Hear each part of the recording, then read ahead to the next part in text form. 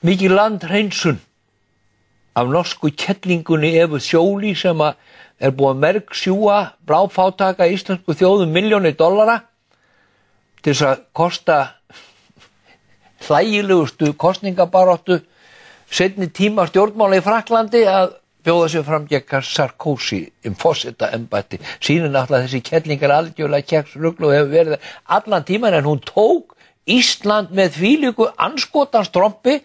Hún pantaði og fekk viðtal í Kastljósi með rauðu glerugu hérna proppinir á nefinu og drottninga viðtal þar sem hún fekk bara að gera allt sem hún vildi. Hafði rákast við Agnesi Braga, aðra kettlinga á mokkanum.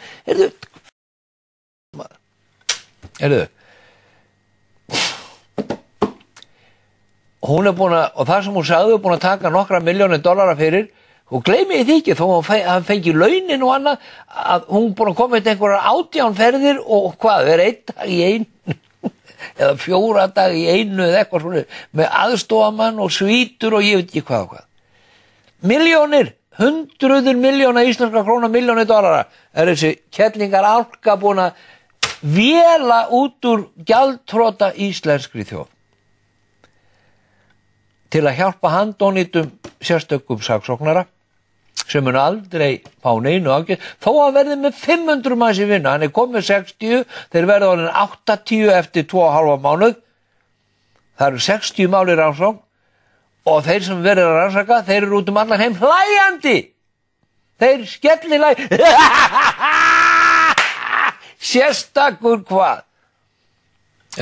Svo var honum hótað, sérstaklega, ef þú ekki sýnir eitthvað hérna, þá bara verður allt vitlaust í landinu. Þannig að hann hendi Hreiðari Má og einhverjum öðrum í svona smá gæsluvarðhald til að sýna, skipti engu máli, það hafði ekkert um sig.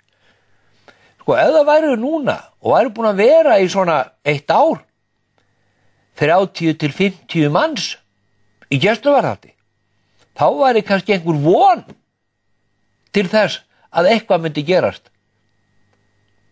Þetta verður svona eins og eitthvað, þetta endar sem eitthvað svona hafskipsmál. Þar var einhver sérstakur saksóknari, ég veit ekki hversu miklu fé var eitt í gjörsamlega gagnlausar, heftar, inspírera eða réttarhöld sem voru keyrð áfram af heft og hatri, og ákæruvaldið var raskelt svoleiðis að það er ennþá upphleypt fingraför á rassinum á þeim. Svona sýnist mér allt vera að gerast með þennan blessaðan.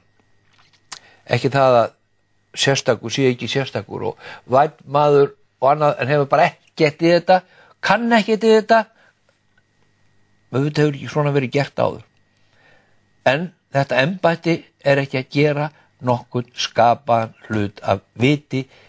Ég held í fram. Það getur vel verið að ég hefi vitlaust fyrir mér, en mér finnst svo ömurlegt að horfa upp á þessa norsku kettlingu hafa tekið okkur svoleiðis í skeifugötuna, þessa þjóð.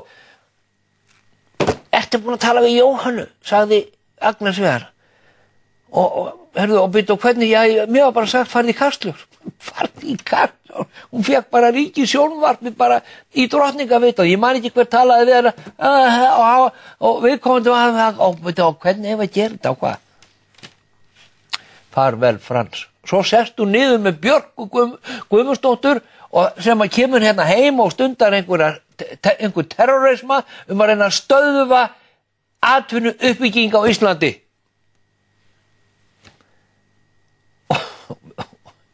Hvað las ég á mbl.is eða einhverstað, það ég fara að setja á stofn Evu Sjóli stofnun. Hún hlýtur að hlæja alla leiðina á Sagaklass til Parísar.